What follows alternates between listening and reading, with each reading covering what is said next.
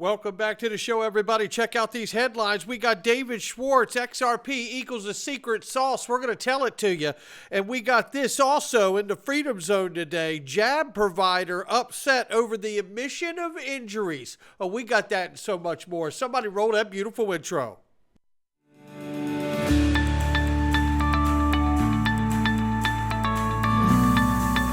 Digital Perspectives with Brad Kimes. Come on in.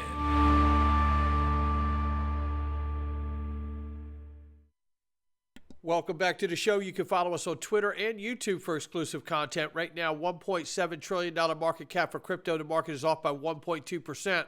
42,100 plus for Bitcoin right now. 2,200 plus for Ethereum. Tether market cap is 96.1 billion plus, and 49 cents for XRP right now. Off by 1.8 on the 24 and off by 2.6 on the 7-day. The range of price very quickly here. 49 cent flat on the bottom, 51.37 on the top. We'll keep an eye on it as we move forward throughout the day. This is Itsust Capital, ladies and gentlemen. And in a day and time when the market is moving erratically and with a lot of volatility, I tell you this. You have the ability to have your own back office for your own crypto gold silver IRA. You want to buy into Bitcoin, you think the price is going down, sell out of it in your back office. Wait till the price goes to where you want it, then buy back in. Guess what? Can't do that with an ETF. How about that one? But you can do it inside of Itsust Capital with your own IRA. And you will be more empowered than you've ever been before, because the reality is we're not just talking about buying crypto or gold and silver IRAs. We're talking about buying tax-free crypto. That's what we're talking about. That is the play, ladies and gentlemen. Click the link underneath the video to my sponsor. Empower yourself and your future and get started with your crypto IRAs. They are the best in the world. No question. Right here, we see an update. I just want to fill you in here from Chris Larsen. Yesterday, we reported had a breach of his personal wallets. They were not connected. Ripple was not hacked. From Brad Garlinghouse, no Ripple managed wallets were compromised. Full stop. So let's hear this quick clip here. XRP's price. Blockchain sleuth Zach XBT pointed out in a post on X that around $112 million in XRP had seemingly been stolen on Tuesday. Speculation that the Ripple platform had been hacked sent the price of XRP tumbling. But in a post on X this morning, Ripple co-founder Chris Larsen clarified that it was his own personal accounts that had been accessed, not a hack of Ripple itself. Larsen said the problem was quickly caught and exchanges were told to freeze the affected addresses. He also said law enforcement was involved. There you have that. So that's just to catch you up there. Thomas Silkjire here says, he's the head of analytics and compliance at XRP-Ledger Foundation, that they received a tip at the time, around the time, from Whitebit, a suspicious deposits, which led to unraveling of a huge network of accounts involved in the case. He said they alerted Chris as soon as they realized what was going on and have worked tirelessly, and this is more than 18 hours as of yesterday, right? So it's even longer, but they got it under control, it appears. And then here, additional clarity from Ripple co-founder Chris Larsen on the hack to his XRP accounts. It says, it was not tied to Ripple at all. These were his personal accounts. So just want to clarify that. There was a lot of misinformation yesterday. Now, we understand that this here from Jason Gottlieb, who is really representing defendants sued by the SEC in the debt box case. Remember, the SEC has just retreated. And this is a massive, massive moment here, ladies and gentlemen. Don't overlook what just happened here. The SEC was caught lying in the debt box case, threatened to be sanctioned. They walked a little further into the fire and then realized, you know what? We're just going to dismiss the case. We'd like to drop the case, right? That's what's going on here. This is an admission that the SEC has gone a step too far and they don't want to get their self-sanctioned or any of their lawyers sanctioned crypto. And that's what they're facing now. Metal Lawman says here, this is a sad reality of settling with the SEC.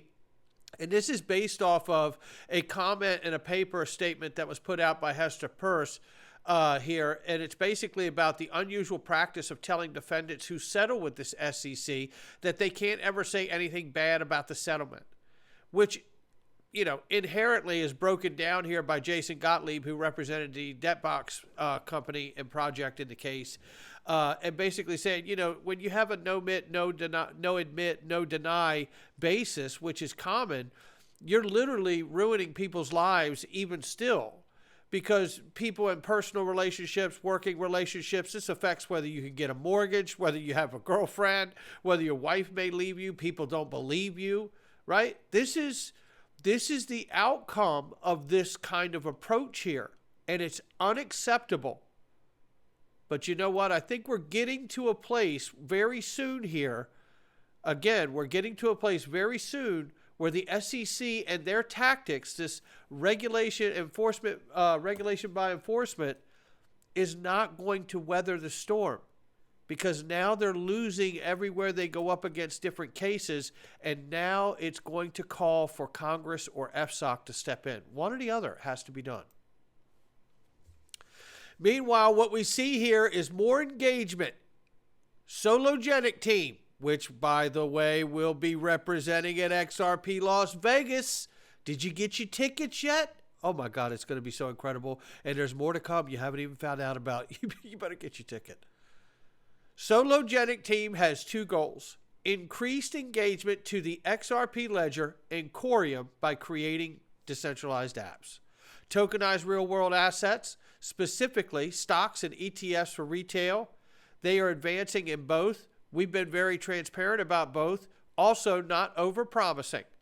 That being said, the whole team is now working on a full non-custodial real-world asset tokenization solution. This is very, very exciting. Shout out to Reza, Bob, Fabio, and everybody over there on the team.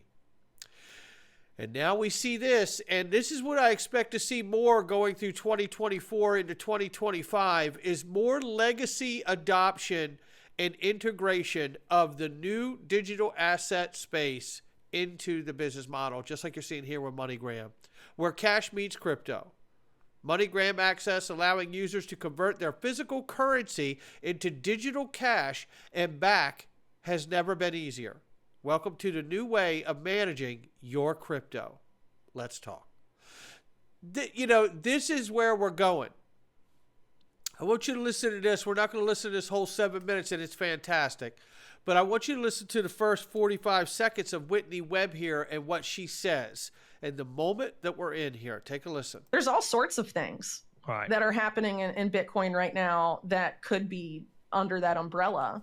But when you start to have people like BlackRock being like, you know what, we actually like Bitcoin now, that's a sign to pay attention.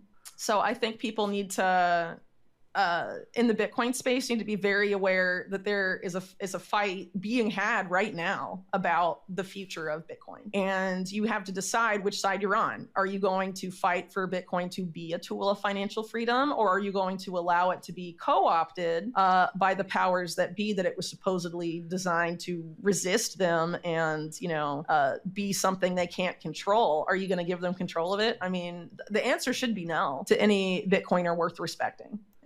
But the reality is the answer is yes, because BlackRock and Invesco and Fidelity and all of the rest of them have more money, and they are going to absolutely commandeer Bitcoin. This is what I've said. Be careful what you wish for, Bitcoin maxis, because your idea of anti-government, anti-establishment money is being diluted.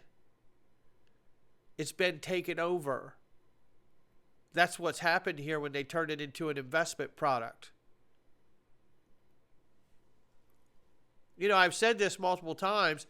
I believe Bitcoin was introduced as a product to sit outside of the traditional market. They've introduced products like ETFs on top of it. Because let's listen to this.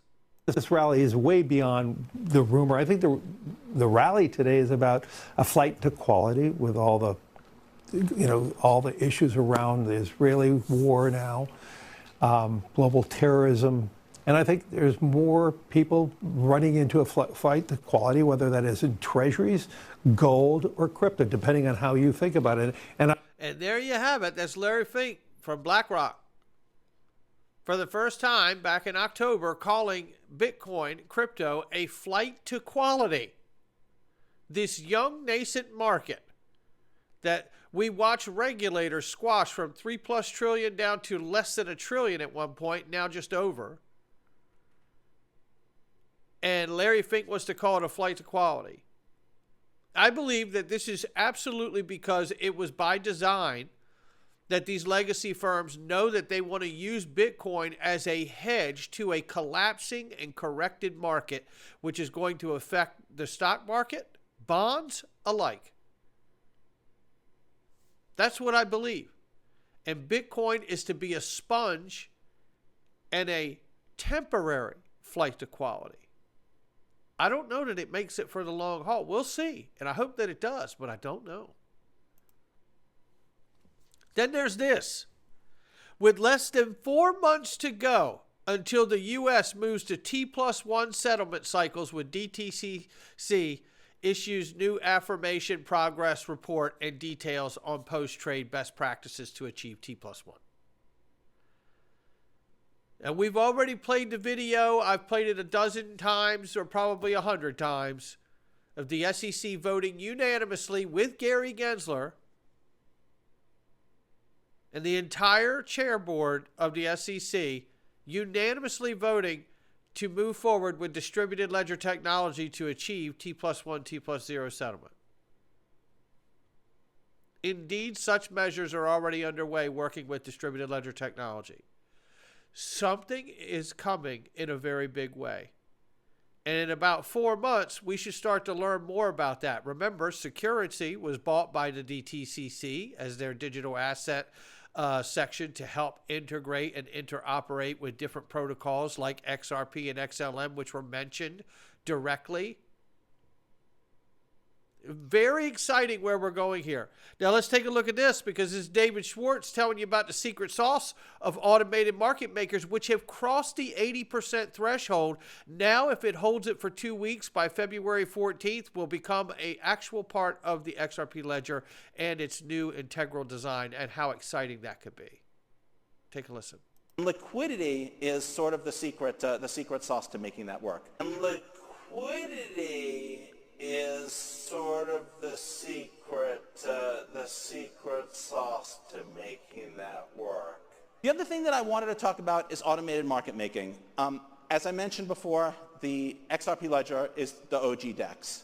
We had a DEX in 2012. We have cross-currency payments. We have issued assets. We built the XRP Ledger. We designed it, and other people have extended it with the payments use case in mind. And that payment use case is a cross-currency payment world. It's a world where some people like dollars, some people like euros, some people like Bitcoin, some people like XRP. It's a multi-token world. It's a tokenized world where maybe other types of assets are tokenized. And liquidity is sort of the secret sauce to making that work.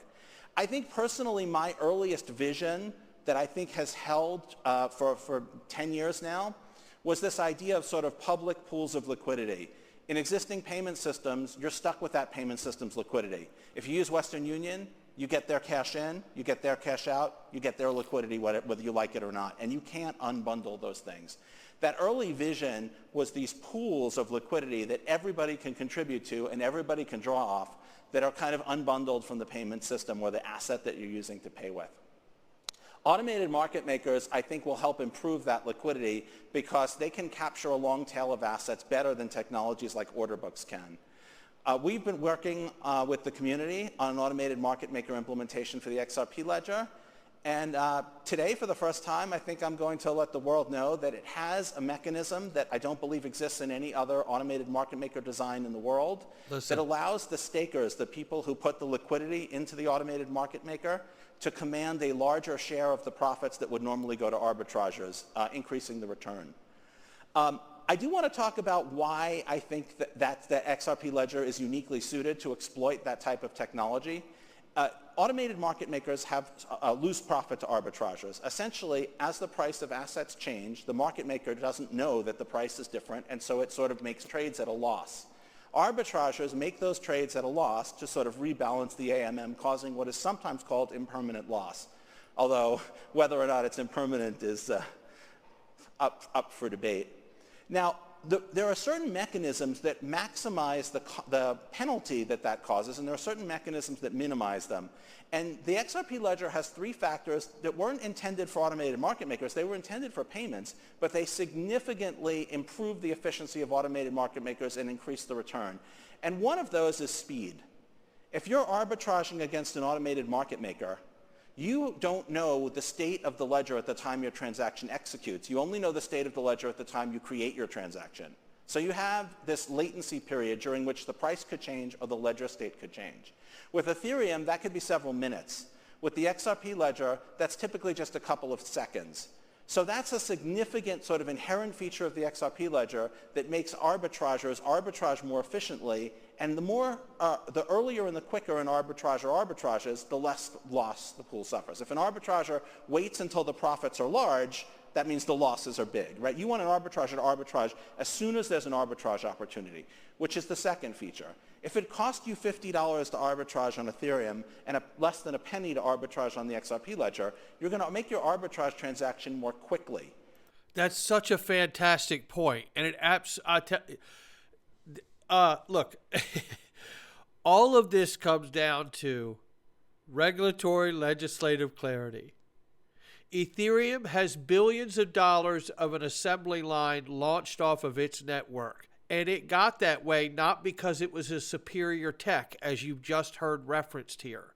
It got that way because it got a fake free pass. And then that perceived clarity gave it the full steam ahead and the green light for people to develop on it, thinking that it was decentralized, when in fact we know that they use disguised identities in Wales, taught by Joseph Lubin on tape.